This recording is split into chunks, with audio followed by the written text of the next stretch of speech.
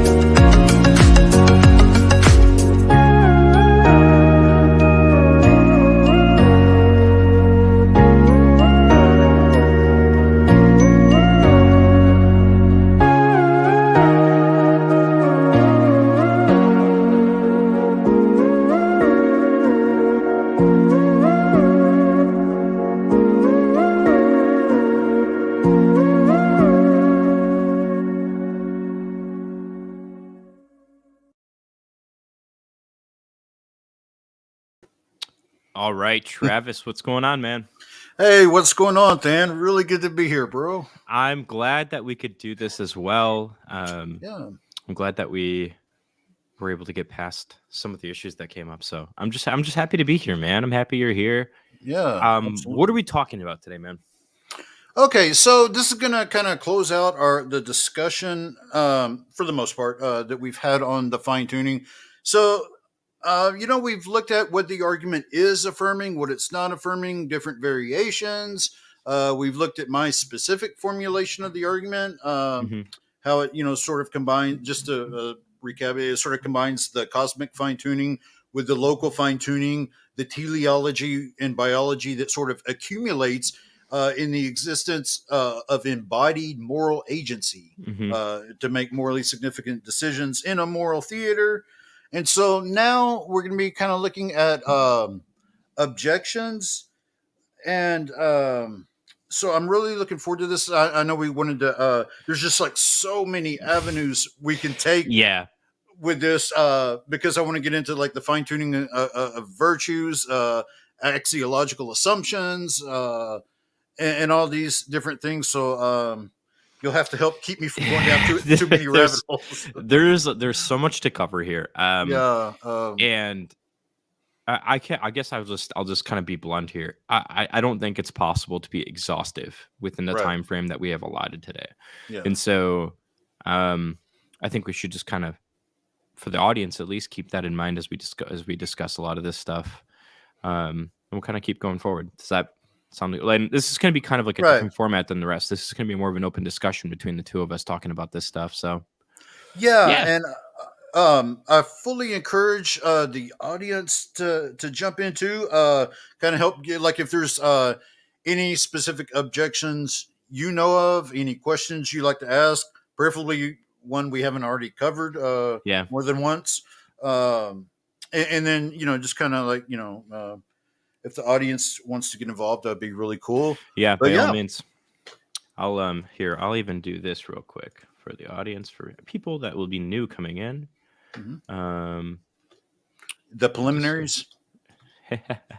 Yeah, no, I was just gonna have a little ticker for the audience here. I should have put that up earlier. So what's the first objection you want to cover here? Well, okay, so a lot of the objections, they don't really come by way of alternative hypotheses too much. Hmm. There's multiverse, but I'd like to kind of put that on the shelf for a little bit. The bulk of the objections, philosophical objections anyway, are going to attempt to call into question the theist epistemic justification that this phenomena is the result of an intelligent designer, i.e., Hmm. God. Like, for example, we don't know like what motivation would God have for creating a physical world like this. Um, could he have done so? There's a paper called Electrons in Love that we're going to be kind of touching on that Hmm. perhaps God, because, we're bringing up this idea of moral agency. Well, perhaps God could have created a more simplistic environment where we existed of only morally sufficient electrons and could learn to love and build virtues that way, which would seem to eliminate a lot of suffering, needless suffering. So, God could have certainly done it much better. So why? What's Yeah. our epistemic justification that God did it this way? And there's a few others. There's, of course, there's bad designs. Yeah. Um, Well, yeah, there's a lot. There's bad yeah, designs, infinite multiverse, the weak right. anthropic principle, that electrons in love on that you just brought up. So the yeah, Daniel Apologetics kind of put it pretty well here. Multiverse and the puddle analogy, I think, are the most common ones. Um, Unfortunately, they're like the least yeah, substantive. these are the weakest ones, in my Like, opinion, too. yeah. So, do you want to start like with the weaker ones, just to kind of get our brains moving, and then we can kind of go to um, the more substantive ones? Or Okay, what do you want to so do? I think let's kind of like look at the theist epistemic justification for. Let's Okay. kind of. I'd like to kind of couch on that a little bit. It's this idea that why would God want to create if we don't have access to his motivations or intentions, everything. And I was just reading Swinburne. Well, I always read Swinburne. Swinburne is, Swinburne is very based. yes, he is the very base Richard Swinburne. But I wanted to like, so in chapter 6 of the existence of God, which kidding aside, this is one thing, for skeptics of fine tuning, I really encourage you if to look into, of course, Swinburne's teleological argument in the existence of God. But if you read chapter 6, it's the explanatory power of theism. And so basically, to like really like bullet point it, Swinburne would appeal to the Dionysian principle and say that goodness is diffusive of itself, and that God, being maximally good, would have motivation to create a multiplicity of good things, and human beings are a good thing. And like a good parent, God will want to have us grow up slowly over time. There's, I think, more value in growing to maturity than to becoming instantly mature. So, I mean, a lot of parents out there, they wouldn't want their children to just like instantly turn 30. There's, value in growing and everything. And for much of that, I think we need a physical world, with perceptions that give us sensations and allows us to affect the perceptions and sensations of others, to learn or slowly acquire knowledge of the world around us and the possibility to make great differences in that world for both good and evil. And there's also aesthetic considerations that, aesthetics gives God motivation to create slowly over something like a big bang, as a beautifully ordered cosmos unfolding would be beautiful and valuable even if God was the only one there to see it. So there's the sense in which God, as being maximally good, is going to pursue maximal value. And so theism predicts that there will be valuable things in the world. And what's I find incredible is that the fine tuning that we're looking at increases in the complexity of valuable things. So, like, animals are a valuable thing, and so God has motivation to bring that about because it's a valuable thing. But a lot of us would say that human beings are, with our free will to make morally relevant decisions. Did that would increase in value. And so guess what? There's more fine tuning that goes into the development of embodied moral agents thing that just goes into the animals. And so I do find it a quite compelling argument. Yeah. But I know I've said a lot, so I'll let you jump in. I'm managing the chat right now mostly. I was letting you do your thing. So good. What were you gonna say? Something? No. So I just heard a weird echo. That's all then. Okay. So I guess here's a decent question that I get a lot from people when it comes to this argument. And somebody might ask a question like, well, what is an example of a universe that wasn't finely tuned? Yeah. So do you want like a physical scientific answer?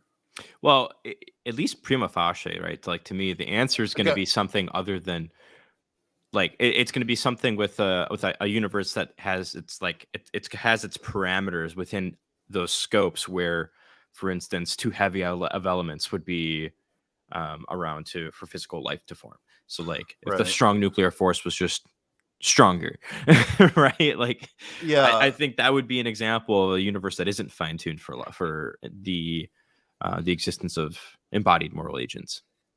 Right. And so what's really interesting is that one example we know of is so I'm going to kind of couch on this for a second. It's known as the matter-antimatter asymmetry problem.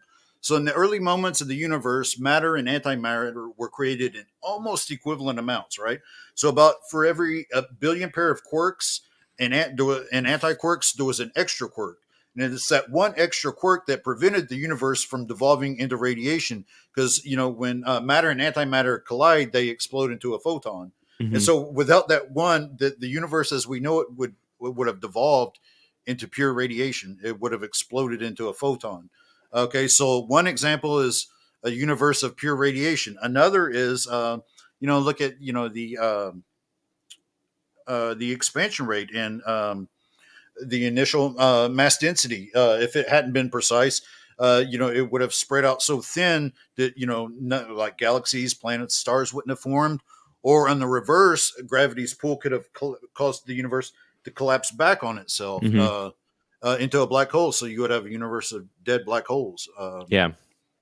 So that's that is what's really interesting. And to kind of like look at my specific argument. So when we looked at like a lot of the local fine tuning too, I don't know if you recall or not, but we did the fine tuning of the Milky.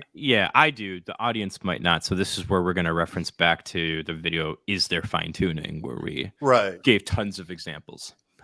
Right. So here's the thing: you can have a cosmos that's perfectly fine tuned, but has no habitable galaxy. Because our galaxy is very rare. It's neither a red or a blue. It's actually green. So that has to do with the amount of stars and how old the age of the stars. And it's very rare to have a green galaxy, but it's exactly what advanced life requires. So you could have just a what we call fine-tuned life permitting universe, but with no life. And so that's where I think the local fine-tuning is also going to be really interesting. Yeah, absolutely. Yeah. All right. So let's talk about the anthropic principle, or what people would call the puddle analogy. I think this is like this is like the most common response that I get when I'm talking about the fine tuning argument. Sure. And I'm sure it's probably actually you just had a debate like not too long ago, probably, where I think that was brought up. And so why don't we talk about that? Yeah, and so this is going to be very common with your popular audience, in like a popular audience. Yeah. And so it's basically this idea that the puddle. Okay, so water can basically fit into any kind of puddle, and the water would just presume, hey, this hole is just perfectly fine tuned for me. But what's ironic is, number one, that's not the way the fine tuning works, because life can't just adapt to any type of environment. Right. I mean, if the so we're talking about protons and neutrons and molecules even being able to bond together, like and everything. So, but here's the thing. Let's just go ahead and take it serious and run it through. Yeah. So one area of difficulty is that it offers no explanatory power. In other words, it's simply this way as a brute fact. But and now, so I'm going to kind of go back to Rasmussen, that if you have a absolute perfection as the foundation of all reality, and so you have this mental moral foundation of ultimate reality that's intelligent and so forth, it's going to be the most parsimonious explanation of why it should be tuned to bring about embodied moral agents. Because again, we're going to go back to God. God as maximal goodness will pursue maximal value. Humans are valuable, and so God has reason to bring it about. And so theism has an explanatory power of why there should be anything at all, and why, as Rasmussen would say, the blob of everything is fine tuned to bring about moral agents. And so, if we just say, well, it's just simply, it just is, without further explanation, you're going to take a huge hit on explanatory power. And hypotheses that have explanatory power and will unify independent aspects of data are going to be much more plausible than a hypothesis that lacks explanatory power. Yeah. So I think M. Grant, he asks a question: what's the difference between a strong and weak principle? And like, I think from my understanding, the weak principle is just about our specific location in a universe being fine-tuned, while the strong is just like the more fundamental aspects of the universe and its fine-tuning. The strong would say that it has to be this way. Yeah.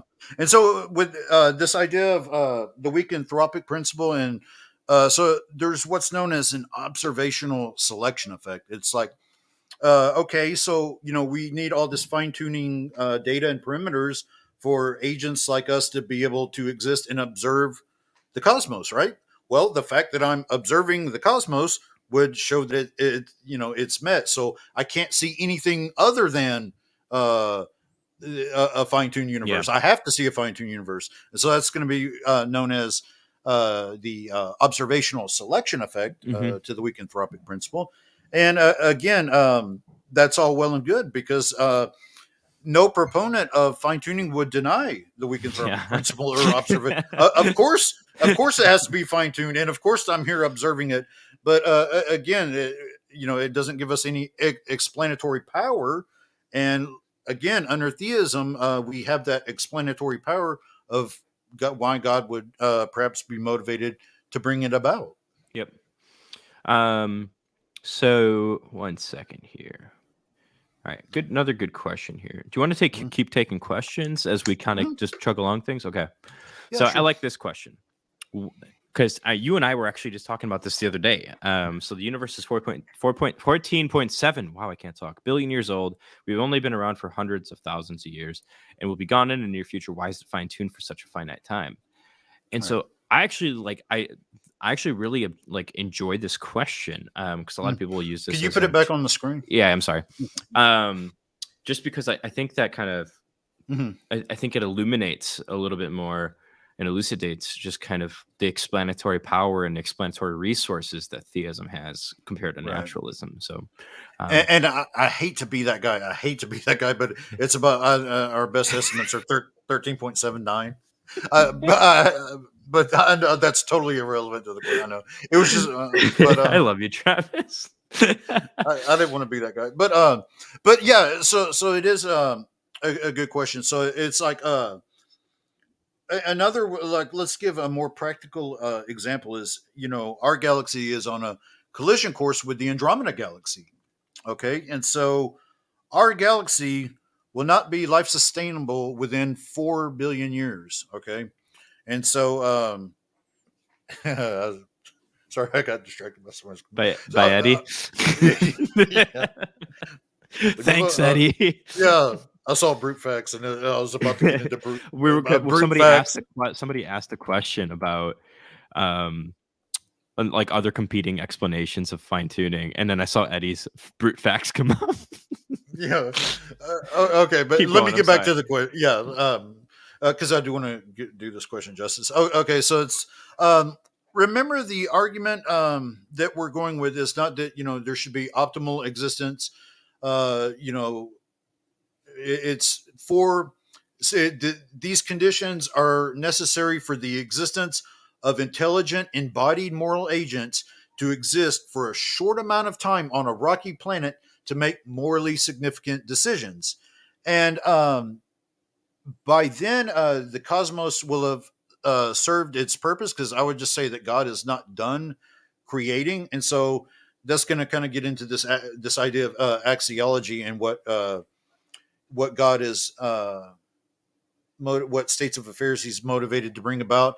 And so these us being here for a short amount of time to make morally significant decisions are going to be integrated into a collective whole that would not be as valuable had this not transpired. And so basically the argument that we're going with is that it's for us to be here for a short amount of time to make morally significant decisions, soul build, to Hmm. grow.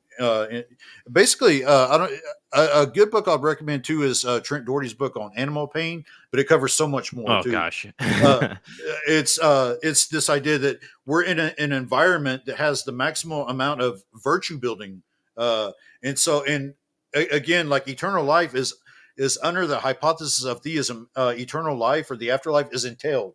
So it's not an auxiliary hypothesis. With theism, it's continuing existence, and so this kind of starts that virtue building that carries over into Hmm. the afterlife. Just to kind of add on there, I think Mhm. I'm in an old universe where we're not here the majority of the time. I don't think actually detracts from the value of the universe itself either. I think God has Right. reasons for making a universe that's old, that at point X in time doesn't have Um, us in it, right? Like we yes. have tons of aesthetic good, like value, just even from at least from an aesthetic point, right? You're cutting in and out, Travis. Yeah. Am I good now? Maybe. But yeah, we Oh, have like okay. from at least from like an aesthetic point of view, right? Like Right. Yeah. it's valuable even if we're not here to observe it, because God can still observe it. Oh, So yeah, exactly. And that's kind of like what I was getting into earlier with, Swinburne goes over this in chapter 6 of The Existence of God, that there's an inherent value in, like, for example, seeing plants grow up out of seeds, and seeing hills form, and oceans and rivers, and just a beautifully ordered cosmos unfolding has an aesthetic valuable beauty. And so there's value to that aesthetics, even if God is the only one there to observe it. It's mhm. valuable. And so bringing about a multiplicity of good things that causally unfold into more valuable things, would give God motivation to create an old universe. Yep. So I'm Grant. I hope that was helpful. Let us know in the comments. Um, Yeah, and it's again, like with each of these, it's so easy to just veer off because there's so many I aspects. know. There's so many I'm trying to aspects to this question I could go down. I'm trying to keep us like laser focused here and just try to Yeah. like go through and answer the questions. Okay. Bradley, do you think there are any good arguments that could give a reason for what might explain fine tuning? So I'm assuming he's asking from like a naturalist perspective or like a non-theistic perspective. Um, there are good arguments. I think here's the thing. The actual scientific data is very hard to deny, because even if you want to push back and say that some constants are a little bit flexible, when they flex, they need more precision with the others. And then if you get into like the local and all of this, and the solar system, and all this, it's all fine tuned. That it's fine tuned everywhere we look. It gets hard to challenge the scientific data on naturalistic grounds. But I think the best move is to just, you could call into question the theist epistemic justification for assuming it's God. Um, that I think the best route for the naturalist would just be to try and present an argument that it doesn't favor either hypothesis. I don't Oh, know so how. so I you, don't know. I don't know how fine tuning would favor naturalism. I honestly don't. yeah, yeah, I would agree with you. Just Bradley, strictly just because I don't think naturalism makes any predictions, right? And Right. so like we have no like this fine tuning data in no way, shape, or form is really an evidential chip for naturalism in any way, shape, or form. It's more disconfirming evidence against it. So yeah, I'm with you, Travis, on this. Now, the best. So, I guess to answer the question, to kind of play devil's advocate, I guess the best argument that would come the closest is kind of like Oppie's idea of a necessary initial state Initial that kind state. of in this modal branching, and it just branches off, and so in some sense, it's just a brute fact. We just have a bunch of brute facts. I tell you what, we've got Eddie on our mind, man. All right. Let's see what else we got here. Right, we're getting a lot of questions. Okay, Devils. Can we go with Eddie had an interesting thing. Well, I think Where is it? um, he brought up the challenge of saying it's only fine tuned for carbon based life. Oh Only. yeah, let's talk that. We can talk about that. Yeah. So All right. Eddie Brute Facts says, well, I think at the most we can only say fine tuned for carbon life, and I'm not sure one can say conclusively that time is finite. Yeah, he may have actually been addressing somebody in the chat, but just briefly. So this idea with it's only fine tuned for carbon based life. Well, that's true, but I don't know if you go back and watch the thing, like for example, with a strong nuclear force, that has to be fine tuned for any conceivable life chemistry as we know it. So a lot of these we need a certain degree of fine tuning for molecules to even be able to bond together, or for protons and neutrons to stick together in atomic nuclei. We need like the ratio of the electron to proton mass, and so there's a certain amount of fine tuning that's necessary for any conceivable life universally. But Yep. All right. Where'd it go? All right. I didn't even read this because it's too long to read beforehand. But my friend Christian says, how would you go about reconciling explanatory power with truth, being that surely because something can explain a state of affairs does not mean it necessarily does explain said state? Oh, very good question. I appreciate that. Yeah. So, and that's one thing we haven't touched on too much. We did it a little bit, but okay. So when we're looking at an inference to the best explanation, and considering, in fact, you mentioned explanatory power. There's what's known as theoretical virtues, and so that's how we kind of judge competing hypotheses in the philosophy of science. So we're going to look at what's simple, what would explain the data. Can the explanation unify independent lines of data into a collective explanation? Does it have the causal adequacy to bring about the phenomena in need of explanation? And so forth. And so I think Rasmussen has done some really good work on this. That if you posit absolute perfection that has purely positive qualities and lacks arbitrary limits, which are cutoffs without explanation, it's going to be the simplest explanation of ultimate reality. And you can kind of tease out these attributes from absolute perfection. And a mental moral foundation would be the most simple and unifying explanation of why we have, like, let's say, moral truth, like epistemic knowledge of moral truths. Why, an intelligence behind the cosmos would explain why our universe is so mathematically ordered, or describable in mathematical terms for the nominalists out there. And so, it's going to be the most parsimonious explanation of ultimate reality. And so a natural explanation is going to contain some degree of arbitrary limits, kind of like Dan was saying, that these things aren't going to be expected under naturalism, and so it's going to add to the explanation. And when you tack on theoretical content to solve isolated problems, it lowers the probability of that hypothesis, making a more parsimonious explanation more favorable. And so I think theism has that simple unifying explanatory power. Yeah. If that made sense. Yeah, it does to me. The other part of the question was like, does not mean it necessarily does explain said state? And Oh, even that part, I just wanted to like touch on that a little bit, yeah. right? Because Okay. our argument is not that necessarily God exists given the fine tuning data. Right.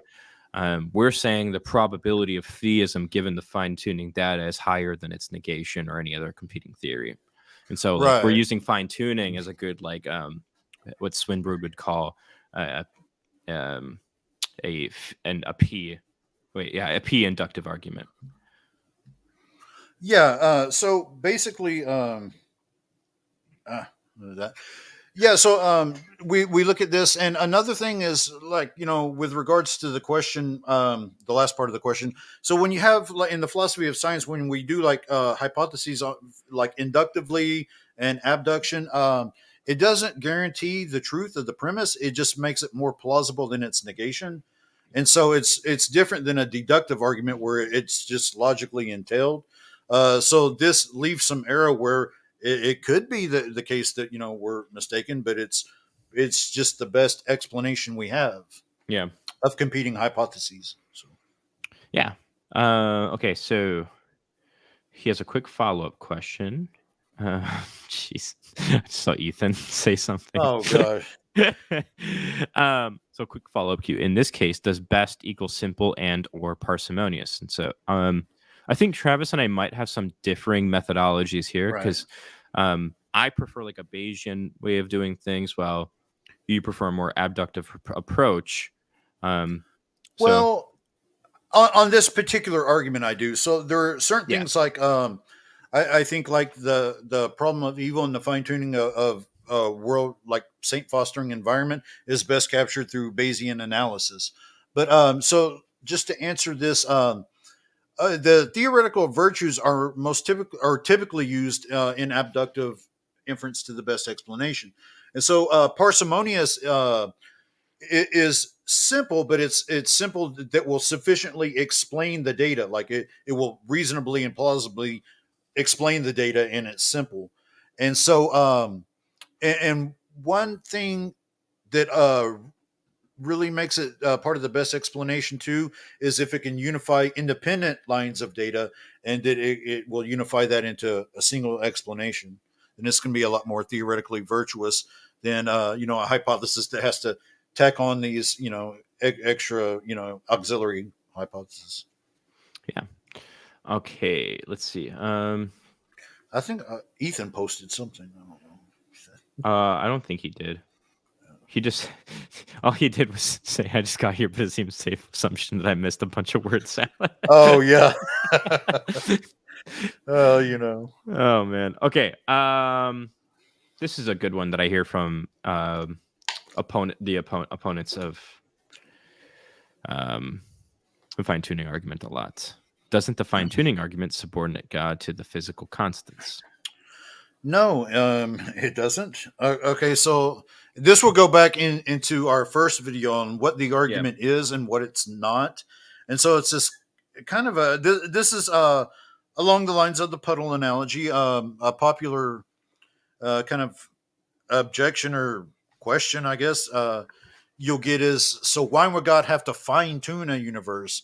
And he does. So he has motivation to create a physical environment. And this is why I went back to Swinburne, chapter 6 of the existence of God, and described it, bringing about humans, in a physical environment who have perceptions and sensations and can affect the sensations and perceptions of others and learn about the world and make great differences in the world, and develop virtuous character, which will carry on into the afterlife, is going to be a good thing. And so God has motivation to create a physical environment and tune it for agents. And theism would postulate that God created the laws and processes in the first place, so he's not subordinate to what he creates. He creates it to function for a specific purpose. Yep. So, okay, this is a good one. Oh, wait, actually, before we go here, I was requested to show you something if I can find it. Here we go. Christian says, also, thank you, Travis. I am new to defending the specifics of these rationales. Your insight is invaluable. So, Oh well, thank you. I've kind of had a long journey into this myself. I kind of grew up not believing in God, so and now I've been a Christian for it'll be 5 years in July. But I didn't grow up Christian. I grew up not believing in God. But I'll tell you who has had the biggest impact on me is Richard Swinburne, Joshua Rasmussen, Trent Doherty. Uh, Hugh Ross, love Hugh Ross. Hugh Ross, well, he's not a philosopher, but he's a retired scientist who has the heart of a pastor. And so he has he has some really good things yeah. to say on like Christian living, and in fact, it was actually his work that kind of brought me into the faith. And so so those are the four people that I would stand behind because they've had such a tremendous impact in my own theological journey. All right. Here's a interesting question. How would you respond to T-Jump, who said, if God explains the fine-tuning of the universe, then why aren't God's properties finely tuned? Wouldn't God need to be finely tuned? Would God need to be fine? See, it's like what I find really interesting is like you throw out these just weird questions that to try and stump people when I've never really been a fan of T Jump, but I don't. It's just that whole us versus them mentality of like the new atheist and the some of the pop apologists that just. But anyway, Yeah. to ask, no, it'd be God is it'd be a different category. God is the ground of all being, from which everything comes. So why is there a standard that he has to be tuned? I mean, what are your thoughts, Stan? To me, it just seems a different category. Well, It's almost like it tries to created God. kick an explanatory can back almost, right? Like Yeah. the hypothesis of theism is like there exists a mind behind the universe that isn't necessarily and essentially omnipotent, Mm-hmm. omnibenevolent, perfectly free, like all this stuff, right? And so like to ask then the questions like, well, what Right. explains hit that? And then we're gonna find them and then we're gonna kick that can back to like Okay. the more Yeah. fundamental constituents of God's, depending on your model of theism at that point. And you and I would agree that like Uh, we're gonna posit probably like absolute ontological perfection, right? yeah. Oh, But okay. like Yeah. That does clear it up. Yeah. So So it's basically the ground of all reality, and what would best explain that? Yeah. yeah. And so it just kind of kicks the all it does is just it's asking the theist to kick the explanatory can back to say, well, why is God the way he is? And we can kick back to the most fundamental parts that we can of reality, which would be, I would say, God's perfection. And from there we Right. derive the other properties of God. Yeah, I just kind of see it as like sort of like this Richard Dawkins, who designed the designer, kind of. Yeah. Eddie said that would be I need to know what he means by that. Sorry. Oh, a composition No, division no. fallacy. If he's saying to me, oh, okay. He's saying for T jumps question. That is that's Yeah. also a really good point. It'd be a composition Yeah. division fallacy to say that God would need to be fine tuned, but Yeah. To me, it just doesn't. The question itself just doesn't seem to make sense. it doesn't Well, make I sense mean, because it's a I mean, question maybe. geared to try to defeat theism rather than Yeah, that's why I'm not a big fan of that tactic. And I don't want to harp on that too much, but yeah. yeah. So Anyway, okay, let's see. We've missed some questions, I think.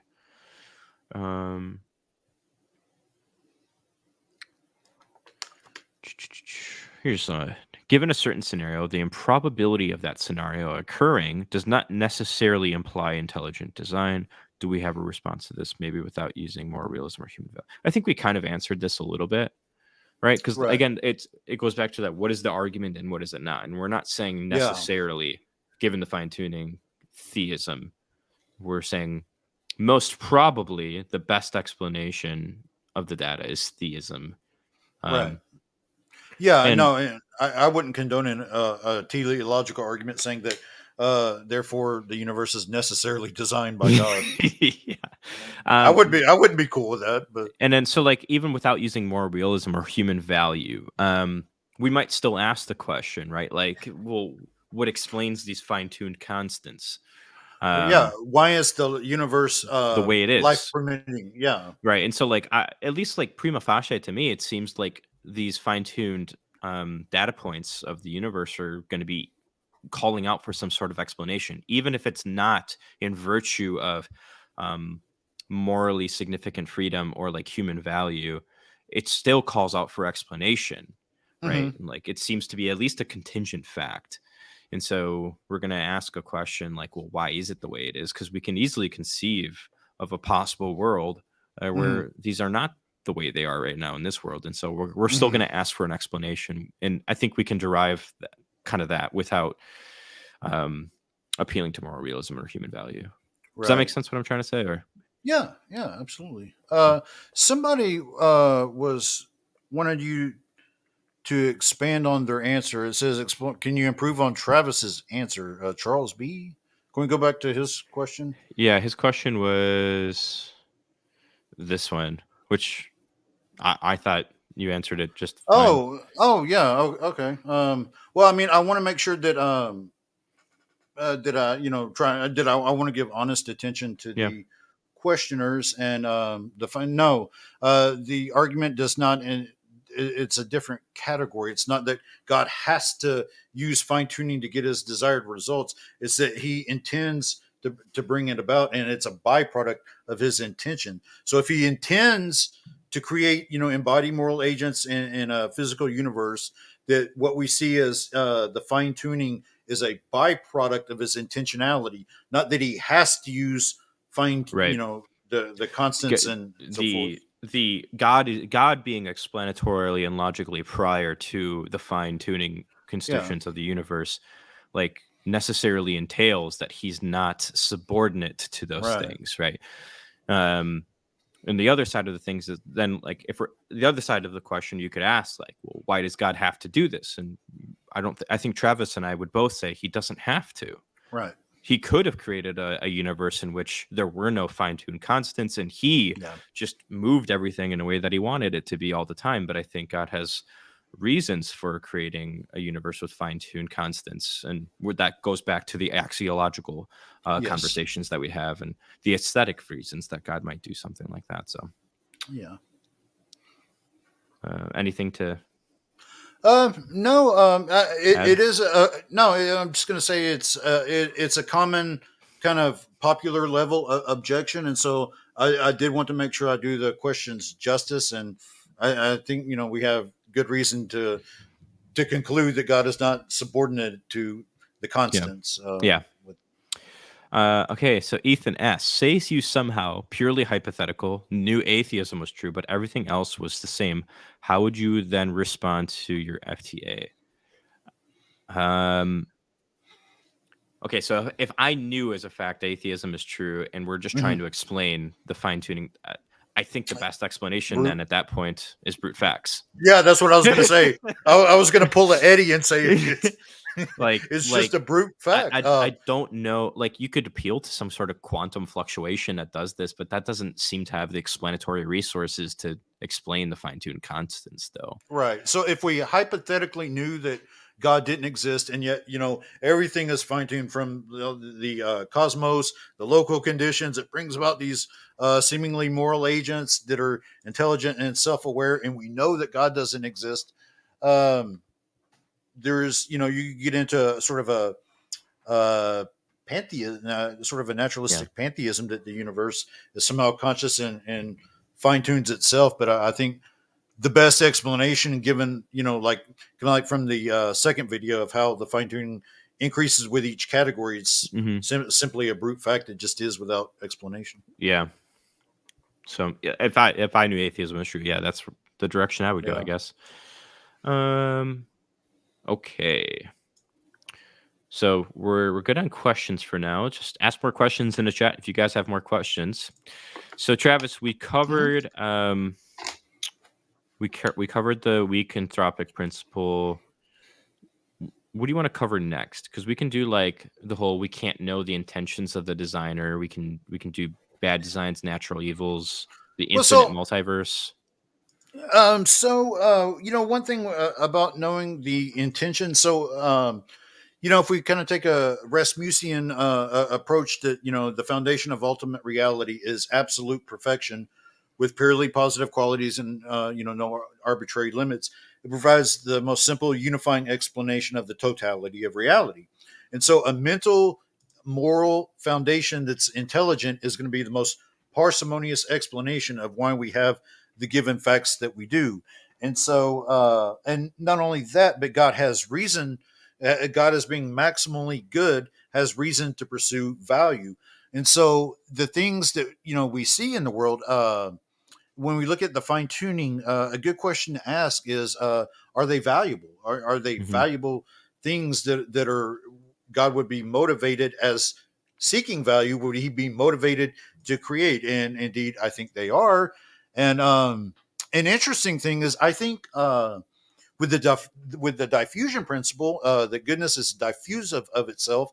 I think it even gives God motivation to instantiate a multiverse, because to create a multiplicity of good things. So I think God has some motivation, because if creating a beautifully ordered cosmos is a good thing, then creating many different cosmoses unfolding is would be perhaps an even better thing. And so I think, God has reason to pursue all valuable states of affairs. Yeah. Um. All right. I mean, we basically covered the scientific objections, I think, in like each video. So, Right. with inflation and how that has to be fine tuned to even get, and then we have to ask why the inflationary process is even here, and so forth. All right. Let's see. What about the infinite multiverse hypothesis? This is another really popular one. Hmm. And like I'll even take it a stretch further. Most of the time when I hear this one, I'll even hear people say something like like most physicists believe in an infinite unit like multiverse. Multiverse or see, I hold to a level 2 multiverse, but there's a huge difference here. In fact, string theory can, I think the highest is like 10 to the 500. But so can a question I would be curious about is whether, physical infinities are even metaphysically possible. Hmm. What are your thoughts on that? 'Cause that's going to have Um, a lot to do with it too. but yeah, I would hold to. I am pretty convinced that first of all, like there is a logical contradiction within an infinite past, an Right. actual infinite past. But even if you put that aside, I think that metaphysically speaking, actual infinites are not um, able to be instantiated in physical states of affairs. Right. Yeah. And so here's the thing with what? Sorry, Ethan just said something really funny, and Oh, my childish self just I cracked just up. saw that. I just saw that. Sorry, keep going. Yeah. Wow. That now I'm really We were holding distracted. a professional stream, Ethan. Yeah. Shame on you. No, but so oh gosh, how am I going to concentrate now? Okay, so the thing is, even with the existence of a multiverse, so if the mechanisms that we think are right for explaining inflation are true, then you are going to get some type of multiverse, like let's say a level 2, where, and that's going to be where the universe or this inflationary process will continuously bubble out universes. But there's nothing that says that they have to be connected to each other. Um, Andrew Loke even makes an argument that if there's an infinite amount of multiverses, that they would collide, into our current universe. Like, how do you have, the space? You're talking about infinite space times. So, is there contradictory issues with that? And Hmm. so, but then you have to ask the question, why is it here? Why is there this whatever, mechanistic function that brings about universes, infinite universes? And so I think even if it was possible, and even if you did have an infinite multiverse, I think God would be the most parsimonious explanation of why it should be here and why Hmm. it should bring about a multiplicity of things, including our finely tuned universe. But I don't think I would concede that an infinite multiverse is possible. Yeah. I'd need to look into that further, but I don't think I'd be willing to concede that. Yeah. Um. All right. I was gonna it's kind of like how Richard Swinburne would, say that why postulate innumerable universes to explain the particular pattern features of our universe Yeah. when we can do so by positing one God. And so, there's that type of simplicity and unification that I think, and even if there is an infinite multiverse, are you appealing to an infinite space times to explain the fine tuning? Like, it just the most parsimonious explanation is Yeah.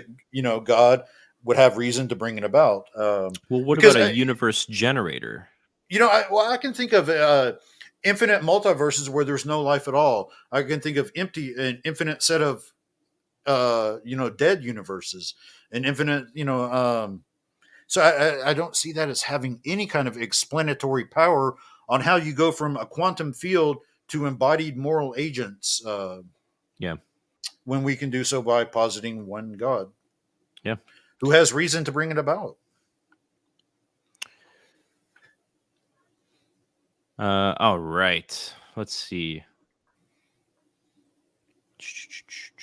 Where was we? Okay, so we have things like bad designs and natural evils to as an objection. So like I think this is probably one of the great like the better objections you can make to the Right. argument that we've put up. Because it seems to be at least prima facie like Yeah. disconfirming evidence against our argument. Okay. And so why don't you go ahead? That's I've taken a lot of notes on on that, and I'm going to bring it up real quick. So if you want to go ahead and give your thoughts, I'm going to go to my notes real quick. Yeah, of course. Well, so like at first glance, right? Like again, that goes back to the whole what is our argument and what is it not, right? And so we're not arguing that the universe is finely tuned in such a way that life is going to be perfect. There's not going to be anything that, right, that doesn't go Right. wrong. Our argument is that the universe is fine tuned in such a way to allow for embodied moral agents to make morally significant decisions within a moral theater. Right. And so from that, we would expect to see certain things like teleological evils and suffering. You would expect to see instances in which design features actually lead to particular instances of suffering because we can Hmm. then get soul building greater goods that can be exemplified. And on top of that, we see value in axiological things that come out of these states of affairs. And we kind of hit on this a little Right. bit in the beginning of the stream, so I don't want to like be overly Yeah. repeating everything we just talked about. Right. So yeah. So I think Than and I would both go with a defeat condition rather than a Yep. value parts. We would say that it's integrated into an infinitely valuable whole, composite whole. So I was looking at some notes I've taken is kind of like going off Swinburne. So he would say something like, "If God is to allow us knowledge by learning from experience, and above all to allow us to choose whether to acquire knowledge at all, or even allow us to form justified true beliefs of the consequences of our actions, knowledge which we need if we are to have a free and efficacious choice between good and evil, he needs to provide natural evils occurring in regular ways in consequence of natural processes. It's only in such a world that contains these natural processes, even disasters, that are moral choices. We can have epistemic knowledge of the choices in consequence of moral decisions. And I would say also that the suffering is scientifically speaking, what we call bad designs are actually necessary for advanced life. For example, if you look at something like earthquakes and tsunamis, these processes result from tectonic activity. But if you want to have an Earth without earthquakes and tsunamis, then you would have an Earth devoid of like embodied life, like Mars or Venus. So, the high level of tectonic activity on the planet makes life possible. Plate tectonics are responsible for creating continents and providing habitable environments for advanced life. We have things like, hurricanes that help regulate the surface temperature and the precipitation. And so a lot of these fine tuning, what we call bad designs, there is a bit of fine tuning to it. And it's basically what is necessary for moral agents to have epistemic knowledge of the world around them and to know the consequences and effects of their choices. Mm-hmm. Yeah. And so this is where, again, I'm going to repeat what I said in the very beginning, where the intention here is not to defeat the problem of evil and suffering. The intention here was to show that evil and suffering can't really, they're not really undercutting defeaters to this argument. Right. So natural evils is sort of an undercutting, attempted to be used as an undercutting defeater, especially for something like the local fine tuning of the planet. But again, our argument is simply that you need this fine tuning of processes for the existence of embodied moral agents to make morally significant decisions in a moral theater. And a lot of what we call natural processes are, number one, fine tuned to bring about life in the first place. And number two, they go into our epistemic knowledge, forming epistemic knowledge of the world around us and the consequence of our choices for good or ill. Yep. All right. Let's see. Did we cover the electrons in love argument? I think that was covered initially with that God as being maximally good. I'm just brain farting. Yeah. In other words, God has reason to create a multiplicity of good things, and so if you have just simply electrons who have morally significance, there's greater value and more thing. In fact, you're going to have more aesthetics with the macro coming out of the micro, and so I don't think that would be the best possible state of affairs for God to create. And I think He would have motivation to create a macro world as opposed to just a micro. Well, I think that's all the objections that we had planned to cover. Is there anything else you wanted to cover? I mean, we've hit a lot. We've kind of, there's like other conversations that can kind of come up. One thing, like when it comes to like natural evils, and another thing that's often used is the animal pain and suffering. So something like Draper's argument. And so that's, I think, Trent Doherty's work on the fine tuning of virtue producing world. Mm-hmm. But the reason I'm not getting into that in too much detail is just because this fine tuning argument can, in principle, open the door for something like Doherty's saint fostering theodicy. Yep. And so it's not really the job of the fine tuning argument to defeat that. That's going to be more of like Doherty's saint fostering theodicy and stuff like theodicy, that. right? But it does show that the argument is not undercut from the problem of evil. Yeah. Yeah, and I think in my upcoming series with Tim, we might cover theodicy a little bit just because of the nature of our case. Right. But I guess I'll let it out for everybody to hear. I am, and Travis, you'll be part of the group of people I'm asking for this. Mm-hmm. I am planning on putting together a series on theodicy itself, the problem of suffering, and I'm going to have a panel of us put together to talk about that kind of stuff. So right. So I would follow suit with people like John Schneider, Trent Doherty, who use a defeat condition. I know Tim. In fact, Tim was actually the one who kind of got me into it. So I agree with about 97.9% of what Tim will tell you. Yep. I would agree with. Yeah. Anything else you want to cover, Travis? We did a lot here. I think we're good, man. I think we really fine tuned our conversation. You know how it is. Oh man. No, I appreciate it. I'm a dad, so yeah. All right. Well, I guess with that, then I'll kind of sign us off. Thank you, everybody, for listening. Thank you for all your questions. I hope this was helpful. Again, you can email me. My email will be in the description of the video. If you have any questions for Travis, I can shoot them to him unless he wants to put out his contact information as well. Again, thank you so much for listening, everybody. God bless, and we'll see you next time. Take care. God bless.